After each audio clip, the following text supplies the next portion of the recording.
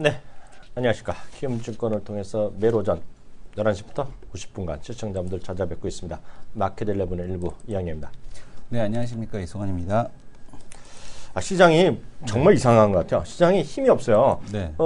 미국 시장은 하여튼 4일 만에 반등 일단 네. 큰 반등은 아니지만 반등 일단 성공했고요. 유가는 하락임에도 불구하고 미국에서 정유주나 이런 석유학주가 좀 반등했음에도 불구하고 우리 시장은 아침에 조금 반등하는 느낌은 있었잖아요. 네네. 근데 다시 좀 힘이 좀 약해지는 그런 모습입니다. 특히 옵션 이런 거 만기 지나면 좀 될 줄 알았는데 역시 많은 사람이 얘기하는 FOMC까지는 뭐 관망이라고 해야 되나? 하여튼 이런 것들이 좀 누르고 있는데요. 2시간 지금까지 지난 시장 확인 좀 한번 해주세요. 시장에 대한 흐름이 이제 지속적인 이제 관망에 대한 흐름세가 나타나고 있는 것 같습니다. 제약 바이오에 대한 부분 하락에 대한 쪽이 나타나고 있고요. 그리고 또 지금 흐름에서 이제 외국인에 대한 매수세가 들어오지 않고 매도세가 이제 지속이 되고 있다라는 점, 이 부분이 시장에 대한 투자 심리에 대한 쪽을 극도로 이제 위축을 시키고 있다라고 보셔야 될 것 같습니다. 지금 화면을 통해서 보시게 되면은 어제 이제 미국 시장에 대한 쪽도 이렇게 좀 뻗어주지 못하고 있고 지금 올라가다 이제 많은 이제 이런 모습을 좀 보여줬었는데요. 그러니까 지금 윗꼬리를 달았던 모습들 그리고 또 지금 보시게 되면은 뭐 나스닥 바이오 인덱스는 그냥 그대로 제대로 잘 머물러 있었거든요. 네. 불구하고 하락, 유가에 대한 부분 추가적인 급락, 그리고 또 이제 뭐 금 가격은 횡보, 한국물 ETF도 갭상승해서 이제 음봉 떨어지는 모습을 보여줬기 때문에 시장에서에 대한 흐름 자체는 그대로 이제 관망에 대한 흐름 자체가 전개가 되는 그런 상황인 것 같습니다. 그러니까 외국인에 대한 매수가 전혀 없는 상황이다 보니 약간의 이제 매도에도 불구하고 시장에서의 이제 그 하락 변동성에 대한 쪽이 좀 커지는 그런 상황이겠고요. SK텔레콤 배당에 대한 확대에 대한 기대감, 그 다음에 또 지금 보게 되면은 뭐 대형주들, 삼성전자라든가 뭐 이런 쪽들은 뭐 견조하게 삼성물산, SDI 이런 쪽들은 좀 견조하게 전개되는데 네. 시장 전체적으로는 그 어떤 그 힘이 상승에 대한 힘이 없는 상황에 대한 쪽을 보여주고 있고요. 네. 지금 이제 방학 때를 맞아서 이제 유아 관련주들, 뭐 손오공이라든가 아니면은 뭐 게임주들 뭐 이런 쪽들에 대한 그 선별적인 반등에 대한 쪽만 진행이 되고 있다 이렇게 보셔야 될 것 같습니다. 손오공나 이런 거 생각할 때마다 나오는 거는 일단 우리 저는 이제 약간 쓸데없는 거. 네? 네. 뭐 해외 뭐 이런 분위기 좀 빨리 하는데요. 이승환 교수하면 애들과 관련된 거는 정말 누구보다도 먼저 얘기하는 분이잖아요. 네. 토니 메카드도 먼저 얘기했고요. 작년에 그 누구보다도 먼저 허니버터칩을 얘기하셨고요. 네. 술도 먼저 얘기했어. 네네. 요번 겨울에 요번 크리스마스 네. 선물 때도 여전히 토니 메카드예요. 터닝 메카드죠. 여전히 네, 대세는? 예, 여전히 터닝 메카드. 네, 딴 거는 딴 거는 관심이 없던데요. 딴 건 아직은. 그나마 이제 그리고 레고, 얘기 요즘 하신 거가 무슨 출판사? 삼성 출판사. 삼성 출판. 예, 예. 그런 건 하여튼 우리 시청자분들이 이게 그런 거 있잖아요. 각자 자기가 잘 아는 분야가 있단 말이죠. 네네. 특히 여기 계시면 나이가 있으신 분, 애들도 다 컸고 네. 손주가 아직 애들은 컸는데 손주가 아직 없을 분들 있잖아. 네네. 그런 분들은 터닝 메카드를 이해를 못 하잖아요. 네네. 예, 근데 예를 들어서 이런 거죠. 그게 나이대가 있다면 저만 해도 이해를 못 하거든요. 네. 제가 살 일이 없으니까. 네네. 애는 컸고 뭐 손주고는 아니니까. 네네. 근데 우리 기사님 있잖아요, 기사님. 저 네. 매를 데려다 준 기사님은 손주, 손녀가 지금 어찌됐건 스페인에 가서 살아. 네. 그 발령을 받아서 글로 갔어, 네. 사유가. 근데도 요번에도 추석 토니 때도, 메카드? 아니, 추석이래. 크리스마스 때 뭐 사달라냐면 토니 메카드 사달라는 거야.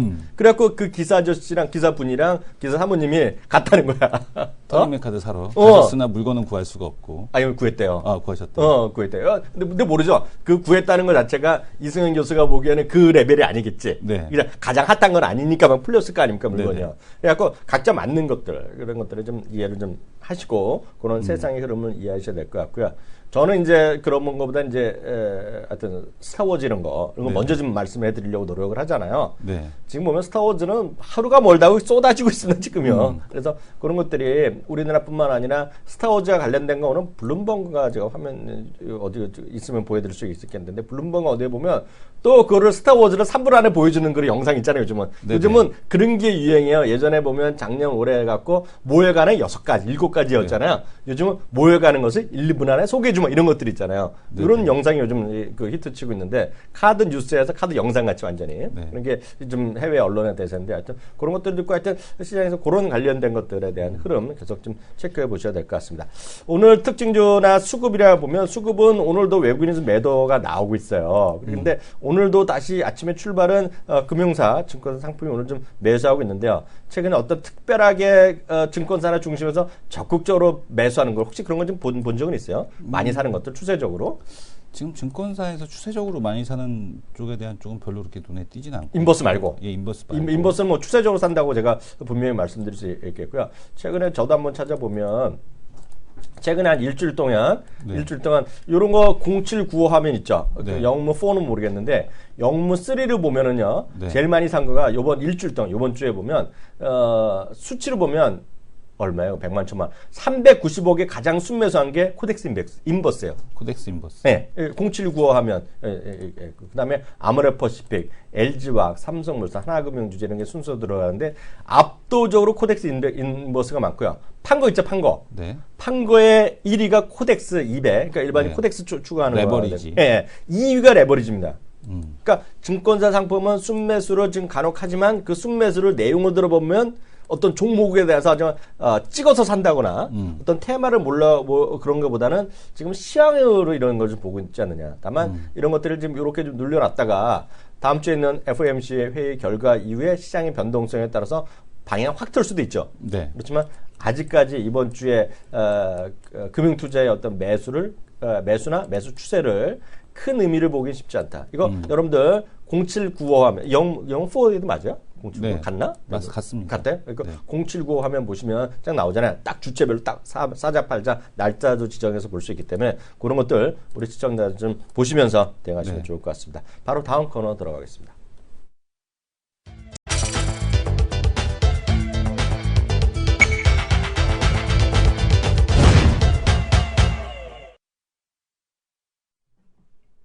네, 종목 설정 들어가겠습니다. 매주 금요일마다 오시는 분인데요. 네. 이제 이분이 누군지 다 알아. 나 수요일 정도 목요일쯤 되면 이분 왜 안 나오시냐고 얘기하는 분이 있어. 네. 누군지 좀 소개해 주세요. 자, 테마 어떤 그 주제에 대해서 아주 속속들이 좀 깊이 파악해 주시는 분이죠. 네. 김종우 의원님 모시겠습니다. 네, 안녕하세요. 안녕하십니까? 깊이하면 김정우 의원이죠. 네. 그리고 디테일하면 디테일. 저랑 이승원 하면 디테일이 없는 남자. 네. 디테일이 없는 두 남자면 딱 검색하게 될 거야. 네. 근데 좀 말이 나온 김에 이런 얘기 해도 되나? 네, 어떤 거요? 그 자기 모르는 전화 받아요? 안 받죠. 김정우 의원님 모르는 전화 받아요? 좀 안 받습니다. 안 받아요? 네. 근데 그런 느낌 있잖아요. 간혹가다 전화 받고 싶을 때. 어저께 제가 전화를 받았어요. 지하철에 있는데. 네. 전화하는데, 웬만하면 딱 거절하려는 순간에 뭔가 느낌이 와. 음. 근데 전화를 받았네요. 진짜 있었던 일이에요. 그래서 저 전화했잖아요. 네. 그랬더니, 갑자기, 혹시 실례지만, 여자 목소리인데, 이승원이래. 이양영 교수님 핸드폰 안 신냐? 그래서 맞다 그랬더니, 네네. 내 또 뭐라고 쫙쫙쫙 빨리, 말이 빨라. 네. 그래서 어디시라 그랬더니, KBS라는 거야. 음. 그런 프로 들어나 봤어요? KBS 여유만만? 여유만만 들어는 봤습니다. 아침 프로그램 네. 아닌가요? 아침 프로. 여유만만. 네네. 거기 작가라는 거야. 음. 예? 그래서 대뜸 저를 어떻게 알았냐니까 뭐 검색하다 보니까 뭐 트렌드하고 네. 키워드 이런 거 뭐 하니까 제가 나왔대요. 네네. 하는 얘기가 대체 뭐에만 해서 주제인데 가능하시겠어요? 그래갖고 솔직히 잘 못 알아들었거든. 네. 무조건 가능하다 그랬지. 네. 예? 그랬더니 무슨 특집이래 특집. 음. 특집이라 그래서 다음 주 월요일에 녹화를 하지. 네, 녹화. 다음 주 월요일 몇 시? 12시 반까지 오래. 12시 반까지. 근데 KBS니까 여기 뭐 요걸 하고 갈지 요걸 못 하고 갈지 네. 뭐 그쪽에 이야기해봐야 돼. 녹화는 1시 반인데 막 12시 반까지 와서 리딩 좀 하셔야 된대. 근데 내용은 아직까지 몰라. 내용은 모르고. 그냥 무조건 할 수 있다 그랬거든. 한 번 하고 잘리면 큰일 나. 제가 그래서 올 작년에 우리 목표했잖아요. 네. 공중파는커녕 우리가 케이블 한번 나오자 그랬고 TV는 내가 나갈 뻔했는데 이 시간이랑 안 맞아서 못 갔잖아. 이 네네. 시간이 아니라 우리 머니터 방송의 시간이 안 맞아서 멈칫하다가 못했는데 연말에 풀리네. 네. 네, 풀려갖고 그래서 어떻게 하니 갑자기 하여튼 깜짝 놀랐어요. 그래서 여유만만 내용은 아직도 뭔지 몰라. 근데 하여튼 무슨 프로인지 내가 성격도 잘 모르는데 나오게 되면 알려드릴게요. 그래서 보니까 9시 40분인가 하더라고요. 월요일부터 목요일까지. 그 조용구가 나오고 여자 예쁜 아나운서 이정민인지 이름은 몰라요. 제가 잘 모르겠는데 뭐 네. 지금 그 게시판에 올라오는 거 보니까 네. 아침 최고의 프로그램이라고 얘기가 나오고 있네요. 그래서 어떤 분이 네네. 보니까 이러더라고요. 그게 내 친구한테도 얘기했더니 그 이러더라고. 그게 그 어려운 주제를 쉽게 얘기했는데. 어려운 주제를 쉽게. 근데 저는 어려운 주제를 어렵게도 부르고 쉬운 주제도 어렵게 부르고 쉬운 주제를 나는 쉽게 얘기할 뿐이잖아. 네. 근데 제가 얘기를 하니까 우리 이소영 교수가 저를 알아요. 가서 욕하지 말라고. 그렇죠. 그랬더니 아까 뭐라 했지? 처음에는 안 그런다. 처음 보면 욕하라. 처음 보면 욕 안 하죠. 하여튼 나오면 하여튼 최고의 프로인지 모르겠는데 하여튼 녹화해서 네네. 안 자르면 되는데 하여튼 모르겠어요. 연말 특집이라는데 뭔지 모르겠어요. 근데 그건 그렇고요. 오늘 삼성 얘기 좀 해야죠. 삼성 전장 사업. 네, 아무래도 뭐 이번 주 최대 이슈는 삼성의 전장 부품 사업 진출일 텐데요. 네. 이 부분에 과연 왜 진출하고 있는지부터 우리가 좀 살펴볼 필요가 있는 거죠. 이 판이 얼마나 큰 판이길래 삼성까지도 이렇게 구조조정이라기보다는 이제 구조 개편을 통해 조직 개편을 통해서 이 사업에 뛰어드는지를 확인해 볼 필요가 있는데요. 해외 기업들의 지금 이 흐름을 보시면 답이 나와 있다. 왜 삼성이 뛰어들 수밖에 없는 답이 나와 있다라고 볼 수가 있겠는데요. 지금 자동차용 MLCC 같은 경우에는 부가가치가 다릅니다. 그러니까 휴대폰에 들어가는 다른 그 가전제품에 들어가는 MLCC와는 부가가치가 다른데요. 가격도 큰 차이가 나고 실제로 검사도 한 20배 정도의 검사를 더 받는 굉장히 큰 부가가치 산업이다 보니까 그것을 지금 전 세계 회사에서 두 개가 나눠 갖고 있거든요. 무라타와 그다음에 TDK라고 하는 두 회사가 지금 나눠 갖고 있습니다. 그래서 우리가 이제 삼성전기의 그 경쟁사라고 하면 무라타를 많이 얘기하는데요. 무라타에서는 삼성전기를 경쟁사라고 얘기하면 콧방귀도 안 낄 겁니다. 왜냐하면 준비된 그림을 지금 보시면 자동차 쪽 매출이 늘어나면서 밸류에이션 자체가 삼성전기와는 궤를 완전히 달리하고 있거든요. 이 종목 지금 PBR이 3배입니다. 왜 그러냐면 자동차 쪽 사업을 하기 시작하면서 ROE가 엄청나게 지금 올라가고 있거든요. 그러니까 한 자리에서도 지금 맴돌고 있는 삼성전기와는 완전히 다른 ROE 수준을 보여주고 있고요.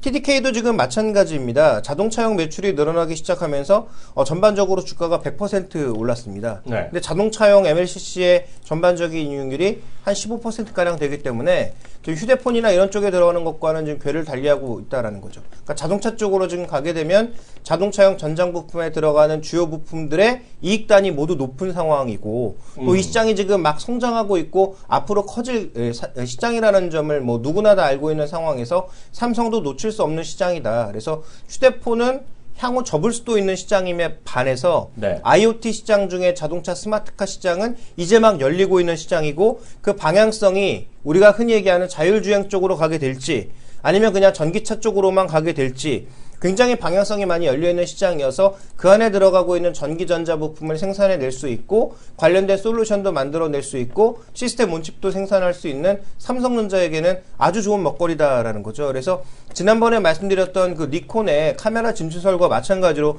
이번에도 똑같은 시사점은 삼성의 방향성은 명확해졌다라는 것입니다. 부품 회사로 그것도 IoT가 되었든 이런 스마트카가 되었든 종합 부품 회사 그리고 종합 솔루션 회사로 명확하게 방향성을 제시하고 있다라는 점이 가장 큰 특징으로 볼 수가 있습니다. 어떻게 보세요? 지금 무라타는 여러 번 말씀하셨고 TDK는 딱 정확히 전 뭐 하는 회사인지 모르겠는데 이것도 같은 부품 회사입니다. 근데 이제 주로 이제 뭐 캐패시터 이런 뭐 그 것들을 만드는 그런 부품 회사였는데 이 회사 지금 두 개가 자동차용 MLCC는 그냥 두 개가 과점하고 있거든요. 근데 여기 이제 삼성전기가 뛰어들겠다라고 하는 것이고요. 삼성전기는 이미 올해부터 약간씩 매출이 증가하고 있는데 이게 이제 빠른 속도로 증가할 거로 보고 있는 거죠. 그래서 준비된 그림을 보시면 지금 카메라 모듈뿐만 아니라 MLCC 쪽, 자동차용 MLCC 쪽에서의 비중이 내년부터 본격적으로 확대될 것으로 예상을 하고 있고 이게 이제 2018년도에 가게 되면 지금 기준으로 봤을 때 뭐 7천억 정도 수준까지 늘어날 것으로 보고 있으니까 이 정도 수준 늘어난다면 이익률이 다르기 때문에 이 삼성전기의 ROE가 무라타나 TDK는 지금 그동안 빠르게 올라왔던 이런 ROE가 이제부터는 떨어지거나 정체되는 상황인데 반대로 삼성전기는 바닥을 치고 올라갈 수 있다라는 거죠. 그런 측면에서 삼성전자를 포함한 삼성 SDI, 삼성전기에게는 좋은 기회가 왔고 그 기회를 어떻게 시너지로 묶어내느냐는 앞으로 이제 방향성에 조금 달려있다 이렇게 봐야 될 것 같습니다. 이제 아까 이제 전자분질 고를 얘기하는데 갑자기 생각나는 게 그렇잖아요. 이제 그 저희 같이 방송하는 사람들의 입장에서 보면 트레이드 마크가 있어야 되는데요. 저는 올해 하반기 넘어서부터 그 별로 된 게 없어요. 마친 것도 없어요. 저는 냉정하잖아요. 작년에는 아모레퍼시픽이죠. 작년에 아모레퍼시픽이고 그 전에 이제 호텔신라가 오버랩 되면서 같이 한 건데요. 올해는 별로 제가 마친 게 없어요. 솔직히 마친 게 없어요. 그나마 SK하이닉스를 좀 이제 털었다. SK하이닉스에 대한 의견을 받거든요. 이거 정도에는 없는데 머니터리 방송도 제가 그래서 한 게 없거든요. 근데 머니터리 방송이 이번에 하반기를 이끈 건 우리 김종희 의원님이야. 김정일 위원님 하면 딱 생각나는 게 있어. 만도. 만도를 정말 이틀에 한 번씩 얘기했기 때문에 사람들, 시청자는 다 알아. 만도. 머니터리 방송하면 만도 하면 김정일 위원님 딱 알거든요. 근데 만도 할 때도 계속 내가 이렇게 자동차도 완성이 아니라 전자품인데 결국 그 삼성도 이제 김정일 위원님 말씀 쫓아가는 거잖아요, 이제요. 전자품 시장 어떻게 다시 한번 확인해 네, 주세요. 그거는 너무 좀 오버해서 말씀하시는 것 같고요. 저희는 워낙 오버맨입니다, 저희가. 예. 그 일단 그 만도를 말씀드렸던 것은 네. 그 자동차가 어떤 방향으로 가든 ADAS를 포함하는 그 주행 보조 장치들이 대세다라는 것에서 이제 그 종목을 말씀드린 것이고요. 실제로 만도가 만들어내는 게 굉장히 여러 가지 부품들이 있는데 ECU라고 하는 게 있거든요. 이 ECU가 과거에는 이제 중앙에서 뭐 연료 제어하는 정도, 엔진 제어하는 정도만 쓰였다면 이제는 각종 부품에 ECU가 전부 다 들어갑니다. 네. 근데 ECU라고 하는 게 뭐냐면 일렉트릭 컨트롤 유닛이거든요. 그러니까 전기 전자적으로 이걸 제어하겠다라는 거죠. 그래서 이 전기 전자적으로 제어하는 게 그동안은 뭐 엔진의 전반적인 흐름이라든지 과열 부분이라든지 이런 것들만 제어하다가 이제는 그 서스펜션도 조율을 하고요. 그 다음에 이제는 이 쇼겁쇼바의 이 네. 담력 뭐 네. 이런 것도 제어를 하고 전반적으로 지금 모든 게 컴퓨터가 다 제어하는 그런 시대가 와 있거든요. 근데 만도가 이제 이 안에 들어가는 여러 가지 제품들을 만들어내고 있다라는 거죠. 그리고 또 현대모비스를 우리가 주목해 볼 수밖에 없는 건 이런 여러 가지 부품들을 모아다가 모듈화 시키는 게 현대모비스가 그렇죠. 어차피 네. 현대차에서는 최고라고 보고 있잖아요. 그러니까 이런 종목군들이 전장 부품에서는 갑이 될 수밖에 없는 거죠. 저기 들어오면 그 ECU를 만도가 만드는 거예요? 만도가 만드는 것도 일부 있고요. 그 다음에 일부 또 다른 제품들은 다른 회사 쪽에서 또 만들고요. 네. 그 다음에 현대차의 또 현대 엠트론인가 그 회사가 이제 그 가장 중요한 이슈는 또 거기서 만들고요. 네. 그러니까 부품별로 들어가는 이슈가 다 다른데 그런 만드는 회사들이 여러 개가 있다라는 거죠. 그러니까 앞으로 반도체는 어떻게 보면 우리가 흔히 얘기하는 디램 반도체, 그 다음에 인텔이 그동안 만들어왔던 AMD가 만들어왔던 그런 CPU 형태보다는 네. 인베디드 소프트웨어를 기반으로 하는 아주 작은 칩들이 될 가능성이 높다라는 것이고요. 네. 이런 식의 센서들이 앞으로 점점 많아진다. 그러면 앞으로 이제 카메라도 많이 달리고 레이더도 달리잖아요. 이것도 그렇죠. 모두 통합제어야 되는 거 아닙니까? 네. 그러니까 그런 것들에 대한 가능성이 앞으로 점점 높아지고 있기 때문에 네. 삼성전자의 그런 기대가 높아지고 있는 거죠. 왜냐하면 삼성전자의 최근에 그 AP를 기반으로, 그러니까 어플리케이션 프로세서를 기반으로 한 시스템 LSI가 의외로 쓸모가 있어졌거든요. 그러니까요. 퀄컴도 누르는 정도의 수준으로 지금 올라가고 있으니까 그리고 인텔과 기술력이 거의 뭐 차이가 없다라는 그런 얘기가 최근에 나오고 있기 때문에 이런 과정으로 우리가 좀 고려해 보면 이제 풀어낼 만한 종목군들이 많이 있는 거죠. 그래서 전장 부품 쪽에서는 여전히 저는 선두는 만두와 현대모비스라고 보고 있습니다만 네. 만두와 현대모비스에 지금 부품을 공급하는 게 누구냐? LG노텍과 그 다음에 삼성전기 네. 이런 쪽이라는 거죠. 네. 그리고 또 하나 우리가 주목해봐야 될 건 결국은 자동차 구동계가 앞으로 엔진계에서 이렇게 배터리계로 바뀌기 때문에 그러니까요. 배터리계로 바뀌면 지금 석유가 바뀌는 게 결국은 배터리가 되는 거고요. 그렇죠. 그 다음에 이제 차를 돌리는 그 엔진을 대체하는 게 바로 모터가 되는 거죠. 그러니까요. 그 모터를 누가 만드느냐? 모터는 또 LG노텍과 삼성전기가 만든다라는 거죠. 그러니까 그런 의미에서 이제 이런 종목군들을 찾아봐야 되지 않겠느냐라고 보고 있는 것이고요. 근데 또 하나 우리가 주목해봐야 될 건 어제 이제 LG전자가 급락했잖아요. 네. 네. 저는 그건 이렇게 생각하고 있습니다. LG전자가 쓸데없이 올랐거든요. 네. 그러니까 왜 쓸데없이 올랐냐면 지금 당장 실적 올리는 것도 아닌데 전장 부품 기대감만으로 일단 주가 올려놨는데 네. 거기 삼성이 들어온다고 하니까 주가가 내려간 거거든요. 네. 그러면 그냥 제자리에 돌아간 것이 지금 주가 내려간 게 아니고요. 그다음에 또 하나 그리고 본질적으로 봐야 될 건 그럼 LG전자는 삼성전자에 밀려서 이 사업이 안 될 거냐? 루저가 되냐? 예, 그렇게 얘기하기는 또 어렵습니다. 그것도 왜냐하면 아니고. 예. 이 시장 자체가 워낙 커지는 시장이고 지금 막 핫하게 떠오르는 시장인데 여기에 지금 LG전자에 삼성전자 참여했다고 삼성은 되고 LG는 안 된다라는 시각은 저는 굉장히 단견이라고 보고 있고요. 네. 왜냐하면 지금 우리가 얘기하고 있는 건 애플과 구글 뭐 테슬라를 중심으로 자율주행 얘기하고 있지만 네. 기본적으로 지금 자동차 회사들 GM, 크라이슬러, 뭐 아우디 이런 쪽에서는 조향장치 이런 걸 전혀 놓을 생각이 없거든요. 그러니까요. 그러니까 이 양쪽에 누가 이길지를 알 수 없다라는 거죠. 혹자들은 뭐 애플이 결국은 돈이 많으니까 아우디나 이런 회사 하나 사가지고 할 거 아니냐. 네. 그럼 아우디가 뭐 1년에 1억대, 2억대 만들어낼 수 있습니까? 그거 안 되거든요. 그렇죠. 결국은 이 양사를 어떤 식으로 끌고 나갈 거냐. 그래서 이 IT 쪽은 결국은 OS만 또 차지하는 형태로 갈 것인지 네. 아니면 자동차를 소유해서 전반적으로 갈 것인지 그 그림을 알 수 없기 때문에 네. 지금 벌써 뭐 삼성만 되고 LG는 안 된다라는 시각은 제가 보기엔 굉장히 단견이라고 보고 있습니다. 네. 어쨌든 초반에 커지는 시장에서는 LG노텍과 삼성전기가 다 잘 된다라고 보시는 게 제가 보기엔 맞을 것 같고요. 그 다음에 현대차로 가느냐 아니면 삼성전자로 가느냐 LG전자로 가느냐는 그 다음 문제라는 거죠. 솔직히 삼성도 타이젠 가지고 앞으로 자동차 사업까지 다 벌려나갈지 아니면 지금처럼 그렇게 부품만 공급하는 형태로 갈지 아무도 모르는 거 아닙니까? 그래서 지금 현재에서 우리가 가장 주목해봐야 될 건 만도를 중심으로 하던 ADAS 같은 주행 보조 장치들, 그다음에 거기에 들어가는 주요 부품들을 생산해내는 삼성전기와 LG이노텍, 그리고 배터리 쪽에 LG 화학, 그다음에 삼성 SDI 이런 종목군들에 대한 투자 전략을 일단 기본적으로 가져가시는 게 가장 좋고요. 그다음에 이제 준비된 그림을 하나 보시면 지금 평화전공이라고 하는 회사가 그동안 단조품만 만드는 회사였거든요. 그렇죠. 근데 이 회사가 지금 센서 기술을 넣어서 여기도 이제 ECU를 만드는 하나인데요. 자동차 이제 보넷에 들어가서 보행자들의 충격을 막아줄 수 있는 그런 ECU를 또 장착하게 됩니다. 네. 그러니까 이런 회사도 이제 전장 부품을 하나둘씩 달기 시작했거든요. 그러니까 이렇게 전장 부품 매출이 전혀 없었다가 하나둘씩 생기는 종목들, 이런 종목군들에 대한 관심을 좀 가져가시는 것이 좋지 않나라고 보고 있고, 네. 소프트웨어 쪽에서는 뭐 다 아시겠지만 MD스테크가 우리 시장 내에서는 뭐 여전히 거의 탑을 달려가고 있는 상황이기 때문에 네. 뭐 이런 종목군들에 대한 관심이 초기에는 필요하다. 근데 길게 보면 누가 이길지는 우리가 그 다음 그림을 보고 나서 결정해도 늦지 않다라고 보고 있습니다. 이 부분에 대해서 저 얘기가 좀 필요한데요. 오늘 뭐 코스닥도 내리지만 오늘 많이 내린 거가 이승영 교수. 네. 이 교수가 자동차 전문이잖아요. 자동차 공학 석사님인데 현대차, 현대위아 내린 거 어떻게 보세요? 현대차 현대위아요? 현대위아가 오늘 폭락하고 있어요. 지금. 현대위아요? 네, 8% 9%까지. 현대위아 왜 그러지? 네. 지금 보게 되면 시장에서 지금 김종규 의원님께서 말씀해 주신 대로 이게 파워시프트. 네. 파워시프트죠. 그러니까 네. 지금 보게 되면은 가지고 있는 그 핵심적인 기술에 대한 쪽이 이제 네. 그 내연기관인데 이 부분이 이제 전기차로 넘어가면서 배터리로 넘어가고 있는 파워시프트가 나타나고 있기 때문에 이게 이제 네. 전기차에만 해당해야 되는 게 아니라 전체적으로 에너지원 전체에서 그렇죠. 이제 유가에서 태양광으로 재생에너지로 이런 쪽으로 파워시프트에 대한 쪽이 나타나는 현상이라고 보고 있습니다. 그래서 네.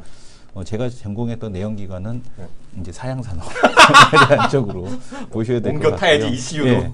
그래서 이제 그쪽에 대한 부분은 당연히 이제 사양산업에 대한 쪽일 수밖에 없는 상황이겠고 네. 관련돼서 이제 IT 쪽으로 해서 이제 넘어가는 비중인데 그럼 삼성전자에 대한 역할, 그다음에 현대차에 대한 역할이 쪼그라드는 거, 그다음에 지금 말씀해주신 대로 중요한 거는 이제 애플의 완성차를 누가 수주해서 만들 거냐. 네. 이 부분이 관건이 될 것 같습니다. 그 진짜 뭐 그 지난 우리 예전에도 얘기 드렸지만 이제 현대차를 살 때도 그 버전을 두 가지를 사는 거죠. 그 두 가지가 나가겠죠. 뭐 애플 안드로이드 버전이야. 에디션이 나갈 거냐, 아니면은 뭐 iOS 에디션으로 살 거냐. 그래서 그 OS가 완전히 달라지는 형태가 될 거고 스마트폰은 한번 사면 쉽게 OS를 갈아낄 수가 있지만 자동차는 그게 안 되잖아요. 스마트폰은 잊어버리면 다시 사고 뭐 해도 되겠지만 이거는 안 되거든요. 그래서 아마 이 스마트폰 업계에 대한 부분에서 정말 결정적인 역할을 하는 거는 자동차 아니면 TV 이런 것들이 되지 않을까. 왜냐하면 이 내구재는 스마트폰은 2년이면 바꾸거든요. 근데 이 자동차 같은 경우는 뭐 1, 2년 깨지고 또 바꾸고. 네, 깨지면 바꾸고 하지만 이건 그렇지 않단 말이죠. 그래서 여기에 OS 시장을 누가 침투하느냐가 완전히 앞으로에 대한 대세를 가른다. 그래서 구글과 애플이 지금 이렇게 덤벼드는 이유가 여기에 있지 않나 이렇게 보고 있습니다. 오늘 방송이 너무 좋아지고 있어. 네. 왜냐하면 이제 딱 말씀해 주시고 또 얘기하시는데요. 네. 저는 미래를 어떻게 예측할 수는 없잖아요. 네네. 뭐 장담할 수도 없고 아무도 모르는 거잖아요. 네네. 근데 어저께 말씀드렸잖아요. 어저께 CNBC나 CNN 같은 논조는 삼성이 자동차 시장에 간다는 쪽으로 단순한 부품이 아니라 딱 이거는 자동차 사업에 15년 만에 다시 뛰어든다. 그리고 애플카 뭐 나올지 안 나올지 모르지만 구글가 제대로 나올지 모르지만 그쪽이랑 경쟁으로 가는 거라고 얘기하고 있거든요. 그래서 했더니 그게 우리나라 언론이랑 약간 시각이 다르잖아요. 제 화면 잠깐 보여주세요. 오늘 제 화면 영상 보여주시면 이거는 블룸버그 뉴스거든요. 블룸버그에서 삼성 특집인데요. 이게 바로 삼성이 어저께랑 똑같은 겁니다. 블룸버그는 지금 그 무인차라부터 해갖고 삼성이 자동차 시장에 뛰어든다는 얘기예요. 이게 뭘 얘기하냐면 대한민국의 패러다임의 싸움이에요. 파워시프트라는 표현을 쓰였는데 삼성이랑 현대차랑 붙는 거로 미국 애들은 보고 있는 거예요. 이런 뉴스를 보면 딱 느끼는 거가 야 현대차 어떡하니? 지금 이거 토론하는 거 있죠. 딱 그 얘기하고 있거든요. 그러니까 현대차 어떻게 되니? 그 얘기를 딱 이 영상에 뉴스를 하고 있는데요. 저는 그게 맞다 틀리다 될지 안 되는 관심이 없어요. 지금 오늘 떨어지는 그것 때문에 떨어진다 좀 보고 있어요.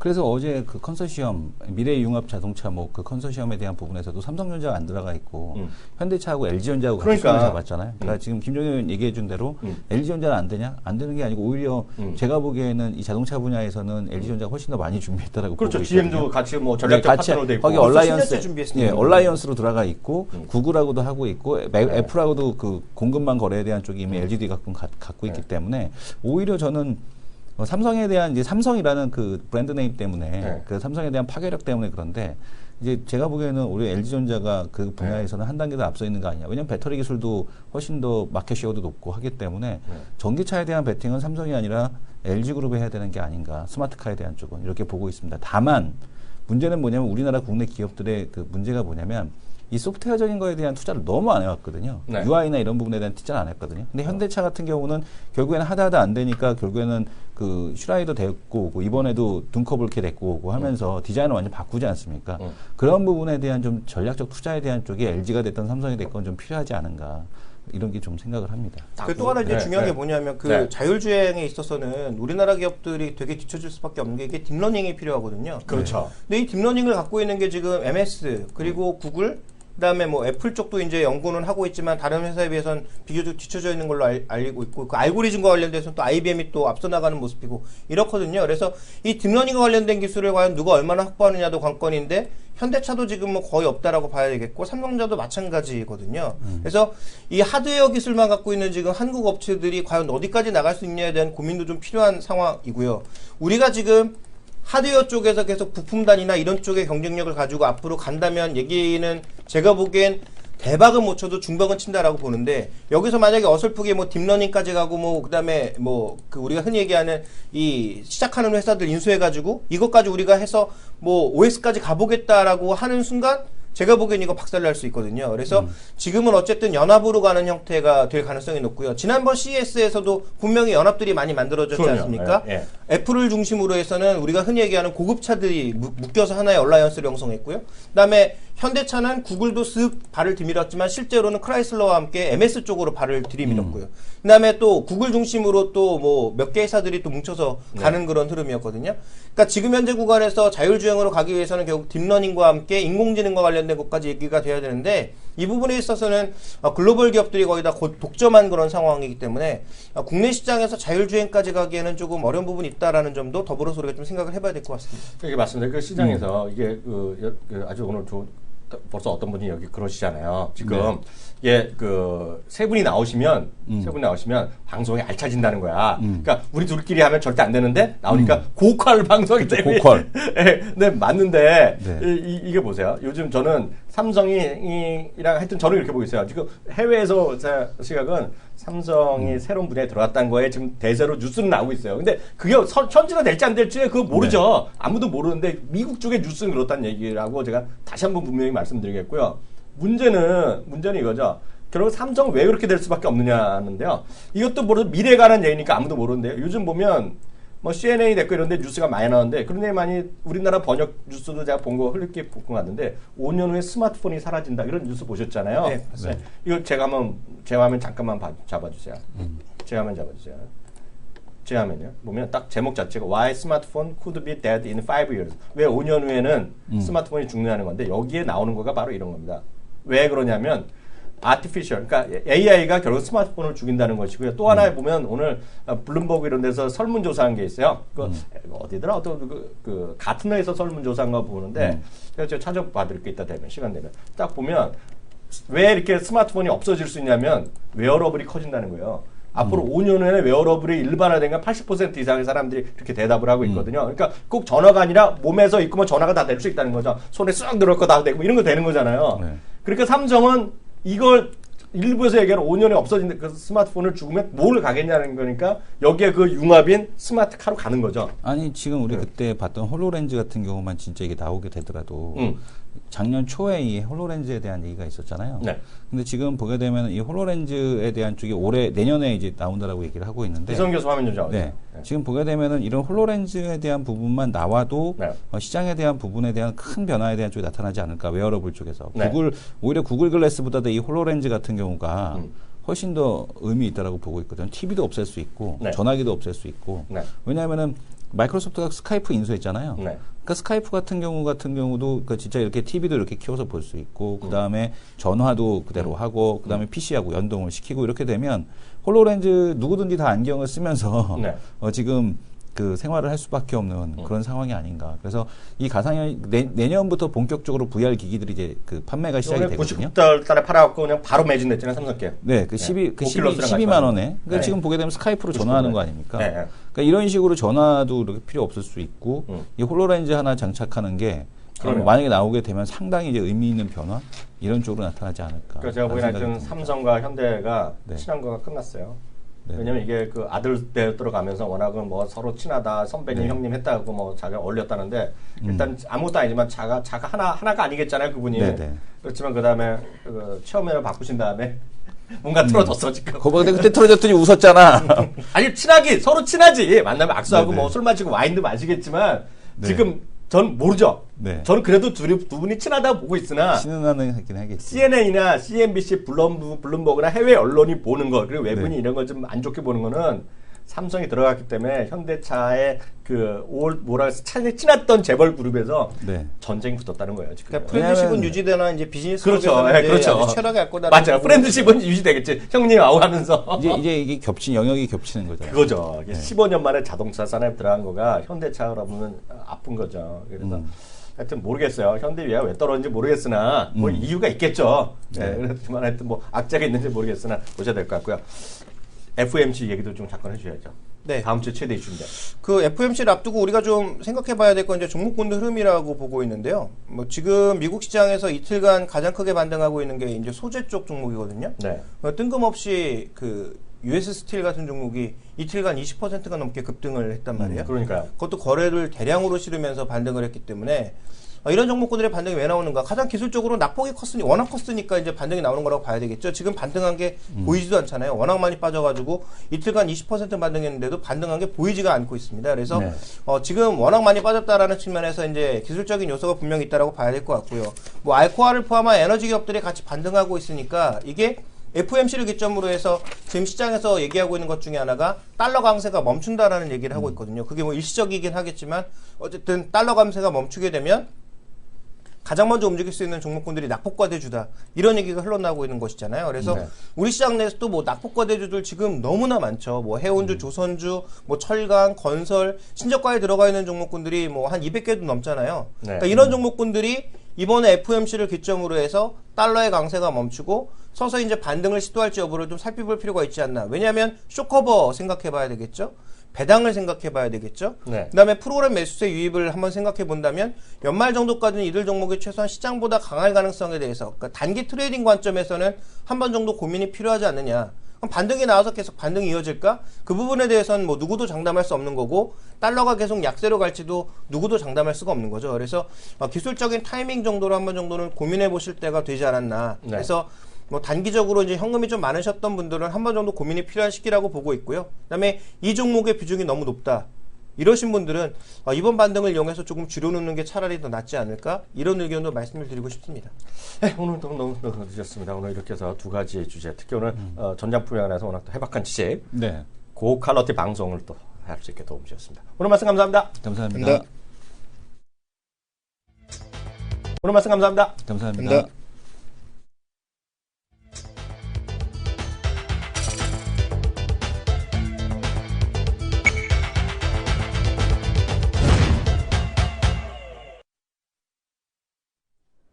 네, 이슈 돌릴 건데요. 오늘 무슨 얘기부터 해볼까요?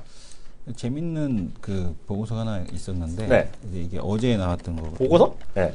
보고서 중에 하나가 이제 그 질문을 이제 시장에다 던진 건데요. 네. 그러니까 지금 저유가가 위기라고 하잖아요. 그렇죠, 그렇죠. 근데 저유가가 위기면 도대체 뭐가 기회냐라는 내용에 대한 보고서였는데 네. 지금 보게 되면은 그 LIG에서 네. 나온 보고서입니다. 그러니까 지금 LIG 보게 증권이 되면은 아직도 있어? LIG 증권은 아직도 있죠. 네. 왜냐하면 LG 증권이 아니니까. 네. 이 보고서에 대한 내용을 보게 되면 이게 왜 안 커지죠? 네. 저유가가 위기면 도대체 무엇이 기회인가? 네. 그러니까 유가 150달러를 육박하던 시기에 위기를 언급하는 기사를 많이 본 바 있다. 근데 37불 수준까지 타락한 지금에도 여전히 위기를 언급하고 있다니 도대체 이게 뭔 소리냐? 기름이 나오지 않는 우리에게는 도대체 어느 정도의 유가가 기회일 수 있을까라는 네. 얘기를 하고 있는데 IMF 위기를 빠르게 벗어날 수 있었던 많은 요인들 중에 하나가 저유가였다. 우리나라 네. 얘기를 하고 있고요. 당시 배럴달 10불 수준은 유가가 97년 177억 불 달러에 달하던 원유 수입 대금이 거의 뭐 한 40% 이상 감소하면서 네. 이 부분에 대한 쪽이 IMF를 극복할 수 있었게 했던 그런 모멘텀이 됐다라고 얘기를 하고 있고요. 맞는 얘기죠. 12년 원유 수입 대금은 1,000억 달러 이상이 됐답니다. 12년도에. 그래서 지금 보게 되면 2015년도에는 원유 수입액이 51% 감소했다. 그래서 원유 구입 대금 감소가 위기냐라는 얘기에 대한 쪽으로 하고 있고요. 수요 위축이 맞다라고 하고 수요 위축이라면은 위기가 맞지만 공급 과잉이라면 오히려 기회가 아니냐라는 그런 얘기에 대한 쪽을 하고 있습니다. 그래서 글로벌 가솔린 소비량의 절반을 차지하는 미국이 올해 가솔린 소비량이 2007년도 이후 최고 수준이다. 그러니까 수요가 감소한 게 아니라는 얘기죠. 네. 공급이 더 많이 증가해서 유가가 하락하고 있는 네. 것뿐인데 공급 사이드 쪽에서에 대한 가격 하락이냐 아니면 수요 위축에 의한 가격 하락이냐에 대한 쪽에서는 수요 위축이 아니다라는 걸 얘기하고 있고요. 아시아 역시 저유가로 인해 가솔린 소비량이 빠르게 증가하고 있고 지금 리파이너리 가동률도 양호하니 수요 문제가 아니다. 그래서 지금 상황에 대한 쪽은 한국 수출액이 감소한 것도 석유 제품에 대한 영향이 절대적이 크기 때문이죠. 그러니까 수출에 대한 양은 증가를 했는데 네. 수출 금액이 주는 거죠. 가격 단가가 낮아졌으니까. 그래서 그리고 또한 적자가 나는 것도 아니니 이 역시 위기가 아니다라는 얘기를 하고 있는 거고요. 에너지를 소비하는 기업들에 대한 실적은 오히려 좋다라는 얘기를 하고 있습니다. 그래서 위기의식은 분명 타당하지 않으나 이런 상황이 반복되는 이유는 뭐냐면 우리가 이제 원유 이외의 다른 대안을 고민하지 않고 있기 때문에 그렇다. 그래서 유가가 상승할 때 부정적인 영향, 지금 어떤 그런 대안에 대한 쪽을 지금은 제시해야 되는 것이 아니냐. 그래서 지금 얘기는 수요 사이드 측에서에 대한 위축이 아니고 공급 사이드 측에서에 대한 공급 과잉이기 때문에 우리에게는 기회에 대한 요인이지 위기에 대한 요인이 아니다라는 그런 내용에 대한 보고서였습니다. 아주 흥미로운 네. 부분이 되겠고요. 한 두 가지 좀 짧게 보겠는데요. 뭐 시장이랑 그런 상관없는 걸지 모르겠는데요. 이거 하나 보시겠어요? 제 화면 잡아주시면요. 요즘 보면 이거 안 나오냐? 이거 또 딴 게 잡혔네? 잠깐만요. 아직 빠져갖고 딴 걸 없어졌네. 네, 나중에 찾아보겠고 이거 보였죠. 어저께 대한민국에서 드디어 어저께 나왔잖아요. 3차 저출산 고령화 대책 혹시 보셨어요? 네, 그거 봤습니다. 네, 그 얘기 좀 해드리도록 하겠습니다. 네. 어저께 보면 3차 고령화 대책이 어저께 이제 우리나라에서 발표됐거든요. 어저께 대통령께서 그런 각종 위원회 어저께 나와갔고요. 어저께 직접 얘기했는데요. 그게 이제 보면 저출산 고령화 사회위원회입니다. 지금 화면 좀 키우겠는데요. 네. 했는데요. 9월 달에도 나왔다가 이제 보건복지부에서 시안 갖고 얘기하는 건데요. 지금 보시면 이게 이제 핵심입니다. 핵심. 여러분 많이 보셨겠지만 지금 대한민국은 전체 인구수는 2030년에 정점을 찍어요. 2030년에. 2100년에 2,900만, 3천만이 깨지는 거가 나오는데요. 문제는 이게 중요한 게 아니라 두 번째 선이 있죠. 두 번째 선. 이게 내년에 생산 가능 인구 있죠. 경제 생산 가능 인구. 생산 가능 인구가 이제 전 세계에서 공통하는 게 15세부터 64세거든요. 그게 내년에 정점을 찍는다는 거예요. 예? 정점을 찍고 쭉 내려가거든요. 그러니까 정점 찍고 내려가면 어떤 일이 벌어지냐. 이 사람들이 생산도 하고 경제도 제일 활성해야 되는 사람인데 이게 줄어드니까 전체적으로 먹고 살기가 힘들어진 거고 잠재 성장률이 떨어지는 또 하나의 요인이 되는 거죠. 그러니까 이걸 올리려는 거죠. 어느 나라 똑같습니다. 정책이란 건. 전체 인구가 줄어드는 것보다 이게 더 심각한 건데 그러다 보니 그렇잖아요. 그래서 사람을 더 많이 낳게 되는데 즉 우리나라가 10년 동안요. 한 150억 정도 쏟아 부었어요. 이 시장에. 어떻게 됐건 정치에다가 쏟아 부어 갖고 뭐 교육하고 얼마 주고 뭐 그 애들 밥값을 주고 다 했단 말이죠. 어떻게 됐건 간에. 처음 애 낳으면 몇십만 원 주고 몇백만 원 주고 했는데 출산율이 0.2명인가 0.1명인가 조금 늘어났을 뿐이야. 그러니까 늘어나는 게 없다는 거예요. 그래갖고 지금 정부의 목표는 지금 1.23명이에요. 합계 출산 인구가 만 여성 15세부터 49세까지를 가임 여성이라고 보면 평생 동안 이 가임 여성이 우리나라에 몇 명 나느냐 보면 평균을 보면 1.2명을 낳아요. 그러니까 남자 여자 둘이 만나갖고 한 명, 1.2명 나니까 인구가 줄 수밖에 없잖아요. 현실적으로 보면. 네네. 최소한 2명 이상 나야 되잖아요. 네. 근데 이걸 1.5명까지 올리겠다는 거예요. 2020년까지. 그래갖고 핵심은 뭐냐면은 워낙 생각했던 것보다 돈을 더 쏟아부어갖고 뭐 180억 조를 5년 동안 쏟아붓겠다는 겁니다. 쏟아붓는데 방법이 이번에 핵심이 뭐냐면 지난번에도 한번 말씀드렸는데요. 결혼을 하고 나서 육아나 이런 것보다는 빨리 결혼을 시키자. 결혼부터 시키자. 결혼하려니까 지금 살 곳이 없다. 먹고 살기 힘들다. 그러니까 살 곳을 마련해줘라 해서 이번에 핵심이 어찌되었건 그게 맞는지 모르겠으나 주택 마련에 집중돼 있어요. 주택 마련.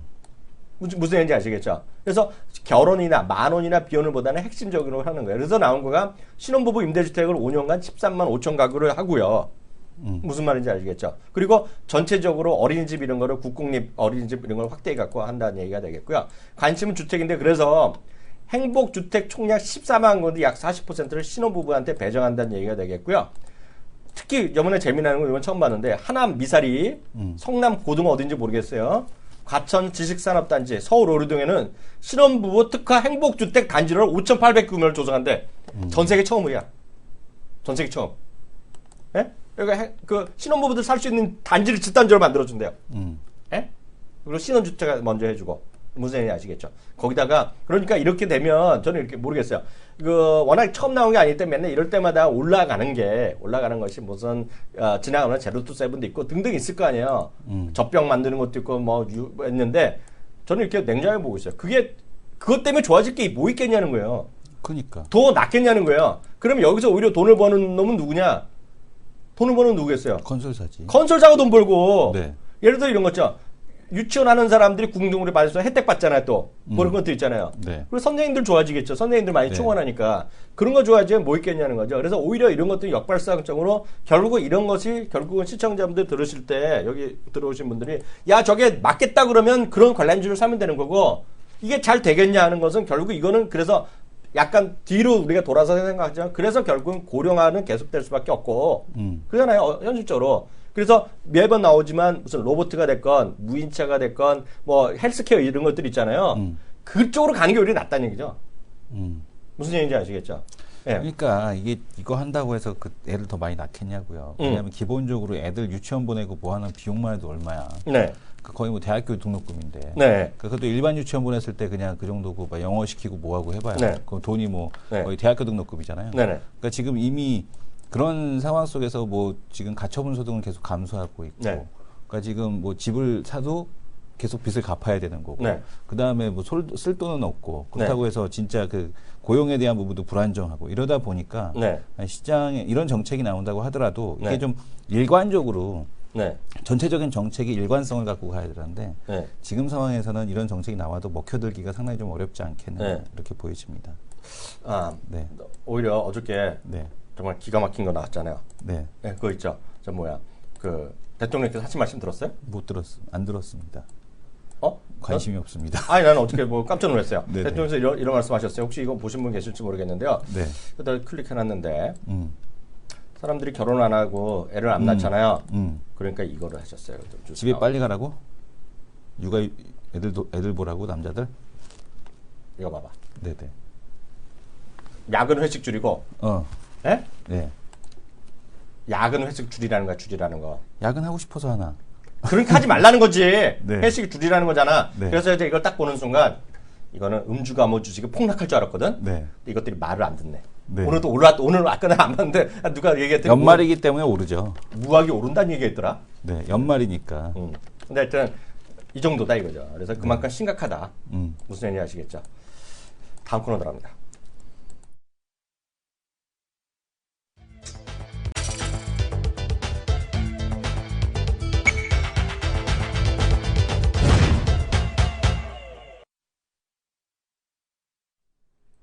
네, 메이저 리포트인데 오늘 어떤 리포트 볼까요? 오늘 보고서에 대한 쪽은 네. 전기차 네. 하나 보겠습니다. 네. 제 전기차 쪽인데요. 네. 전기차 쪽에서 지금 보고 싶은 쪽은 이제 메르츠에서 나왔던 에코프로에 네. 대한 쪽을 보겠습니다. 고출력 양극 NCA 소재의 중국 전기차 고성장 수혜가 본격 기대가 된다라고 했고 그냥 매수가 아니죠. 여기 보게 되면 스트롱 바이. 네. 투자 의견은 이제 스트롱 바이를 써놨는데 네. 이제 양극 소재인 NCA에 네. 대한 글로벌 2위 업체라고 합니다. 네. 에코프로. NCA 소재 적용 분야는 기존에 이게 비싸기 때문에 네. 전동 공구에 쓰였다라고 그래요. 힘이 좋은 전동 공구에. 근데 이게 지금 이제 전기차 시장에 대한 쪽으로 들어가고 있는데 네. 이쪽 NCA 소재는 중국에서 기술력이 약하기 때문에 들어오기가 어렵다. 네. 근데 중국 내 전기차 배터리 수용에 대한 쪽이 급증하고 있다라는 얘기를 얘기를 하고 있습니다. 근데 이거를 보게 되면은 NCA 소재 자체는 고출력 소재다. 그래서 네. 주로 전동공구나 테슬라 전기총이 원통형 전지에 적용 중이었는데 네. 에코프로는 전동공구용 배터리 글로벌 리딩 업체인 삼성 SDI, 일본 소니를 핵심으로 고객사로 확보하고 있다라는 얘기하고 있고요. 근데 이제 왜 이게 중국에서도 수요가 늘어나느냐에 대한 쪽을 봤는데 NCA는 NCM보다 기술 장벽이 높아 중국 업체 진입이 제한적인 상황이다라는 얘기를 하고 있고요. 그리고 이제 요 보고서만 보게 되면 뭐 그냥 그런가 보다라는 생각을 하실 수가 있습니다. 근데 이제 그 다음 보고서를 하나 또 볼 텐데요. 네. 지금 보게 되면은 요 에코프로 유진투자증권에서 나온 그런 보고서를 한번 볼 텐데 네. 테슬라가 택한 NCA 양극화 물질은 전기차 시대의 흐름이다라는 네. 내용을 하고 있습니다. 그러니까 여기서 재밌는 얘기를 하고 있죠. 테슬라 모델 S와 닛산 리프에 사용이 되고 있다라고 합니다. 이 지금 NCA 소재가. 근데 중국에서 중국 로컬 전기차에서 주로 사용되는 리튬 인산철 같은 경우는 가격이 싸지만 에너지 밀도가 낮고 무거워서 초창기에는 주로 쓰였지만 장거리 주행 거리 등에 대한 성능 문제가 불거지면서 점차 NCM, NCA 양극화 물질로 시장 이동에 대한 쪽이 예상이 된다라는 얘기를 하고 있습니다. 네. 그러니까 인산철 쪽에 대한 쪽은 이미 기술적인 한계를 지금 보여주고 있다라는 거죠. 그래서 네. 이 NCA 소재에 대한 쪽이 들어갈 수밖에 없다는 얘기고 고출력 그 높은 마력에 대한 쪽을 쓰기 위해서는 이 NCA 소재를 쓸 수밖에 없다라는 겁니다. 네. 그러니까 테슬라가 이렇게 확쿵 하고 치고 나가는 이유가 바로 이 NCA 소재를 사용하기 때문에 라고 보시면 될 것 같고요.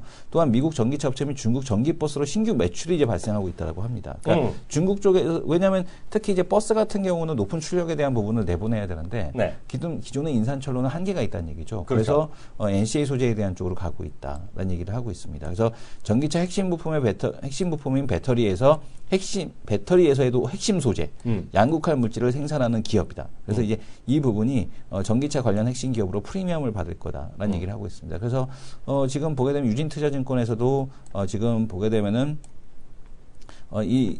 지금 보게 되면은 에코프로에 대해서 긍정적으로. 네. 하지만 투자 의견은 not rated에 대한 네. 쪽을 보여줬습니다만 반면에 메리츠 정금증권의 지모켄 애널리스트 같은 경우는 네. 에코프로에 대해서 스트롱 바이의 네. 의견을 제시를 하고 있습니다. 네.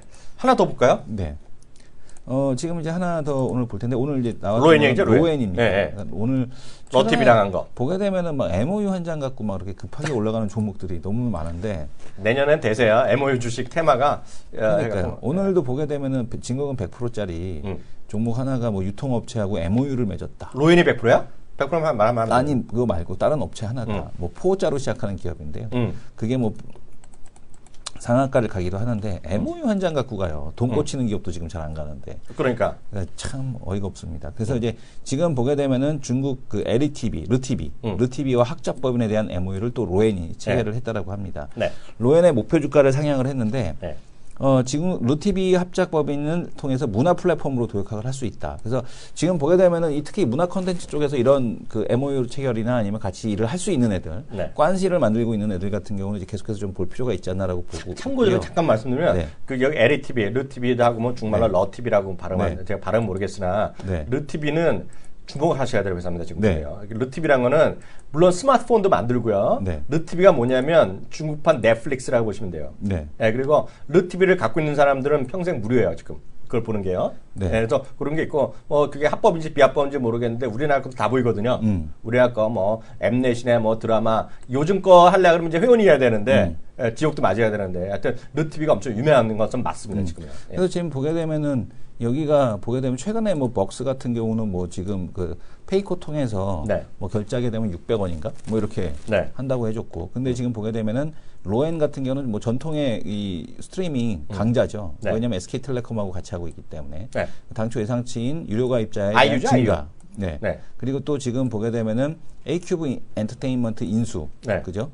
그 다음에 또 보게 되면은 카카오 전문은행하고 컨소시엄을 통한 성장 모멘텀까지 해서 여전히 상승 여력에 대한 부분이 있다라는 얘기를 하고 있고요. 르티비는 중국 온라인 동영상 플랫폼 4위 업체라고 얘기하고 있습니다. 그러니까 유쿠투도우, 그 다음에 아이치, 그 다음에 텐센트 비디오, 소우TV 등과 함께 70%의 점유하고 70%를 점유하고 있는 기업이라고 얘기를 하고 있고요. 네. 인터넷 콘텐츠 최초 상장 기업이라고 합니다. 인터넷 콘텐츠 최초 상장 기업. 그다음에 OTT TV 영역으로 사업을 확대하고 있는 그런 신천에 방금 말씀 상장돼 주신 있어요. 대로 네. 네. 드라마 10만 편, 네. 영화 5천 편 이상의 판권을 보유.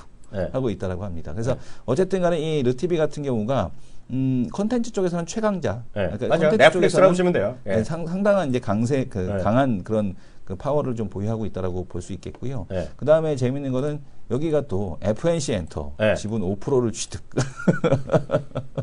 아니 FNC 엔터는 네. 좀 냅두자고 네.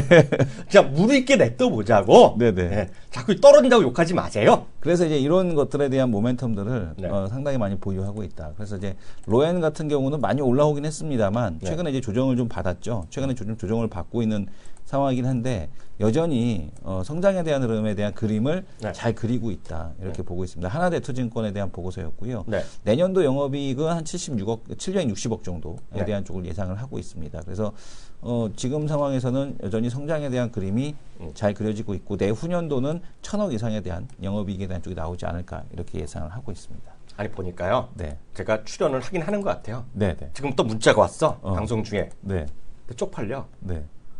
차 번호 좀 알려주세요. 네. 주차하실 수 있게 해서 내가 뚜벅입니다 하고 쪽팔리게 뚜벅입니다 하고 보냈는데 네네. 네, 2부에 뵙겠습니다.